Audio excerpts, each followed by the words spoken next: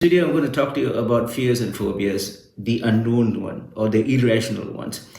Basically, if it's a fear, it's something that happened in the past. It can be a traumatizing one. It's something that would have hurt you both mentally and physically. Then you say, okay, I'm going to keep a safe distance from it. Simple example is when you touch a fire. When you were young, you touched a fire and then you say, oh, okay, it registered as pain. And so in future, when it comes to fire, I'm going to make a safe distance. I know it's going to hurt. So your future's decision is based on your past, right? And so these things will actually create fear if you don't manage them. If it's a defensive thing, if it's in your mind, you registered, okay, yes, I understand it's fear, fire is dangerous, and I'm going to keep a safe distance. But if I keep thinking about it, all right, and that will register as fear, no longer a defensive mechanism, but a fear. And if you don't manage fear, then it goes into phobias, which is an extreme version of fear. So you get the idea what a fear is, right? But what about fears which are not associated with any kind of a past experience? You just don't understand. Fear of water, fear of taking shower sometimes, running out of the bathroom. Yeah, I have clients who have told me those things as well.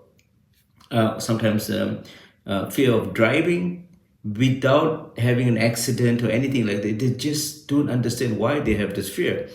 And so these are irrational fears, fears which you just don't understand. If you know what it is, then you can fix it. What if you don't know? In astrology, there is a way to find this out. It's a bit technical. You need to find your most recent past lives chart. Okay? Now, to put it simple, you have the D1, the main chart, and you have the D9, the Nava Amsa chart, which is the accumulative of all your past life. The D9's D9, right? If you dissect D9 another 9 times, you have the most recent past life. In that chart, looking at the positions of Rahu, its nakshatra, and its association with the 8th house would give you the right remedy to perform. Because that clearly shows what is the reason why you are fearful of whatever that is unknown to you, that irrational fear.